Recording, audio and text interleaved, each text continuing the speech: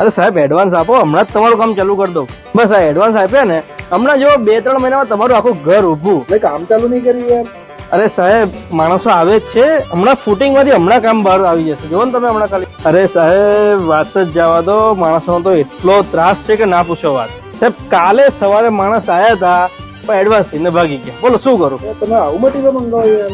નાલા સાહેબ હમણાં વરસાદ પડ્યો ને એટલે બધી પતલી રેતી આવી ગઈ, એટલા માટે આવતા વખતે તો રેતી જાડી જ આવશે. અરે સાહેબ હું તો રોજ માણસોને એડવાન્સ રૂપિયા આપું છું કે ભાઈ તમે પાણી છાંટો પણ મારું કોઈ માનતું જ નથી ને. અલા સાહેબ ડ્રોઈંગ પ્રમાણે ખાલી 1 જ ફૂટ કોલમ આમથી આમ જતો રહેશે, તમારું ઘર તો એઝ ઇટ ઇઝ જ લાગશે. સાહેબ દિવાલ વાંકી લાગે છે ને, હમણાં તમે જો 2-4 દિવસ સુકાશે ને પાણી આપશો તો સીધી થઈ જશે.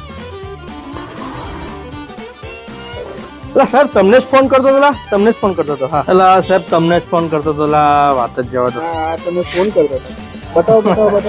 ના એ તો ફોન કરતો હતો. એટલે હમણાં યુદ્ધ ચાલે છે ને એટલે બધું એની વાત જ ધ્યાન છે, કશું બી થઈ જાય એટલે હમણાં કામકાજ હમણાં 2 મિનિટ ઉભા રહો, 2-4 દિવસ તો આવું રહેશે જ. યુદ્ધને મારા ઘરના શું લેવા દેવા? એટલે સાહેબ તમને લાગે મજૂરો ગભરાઈને ઘેર જતા રહ્યા છે? હું યાર કઈ બી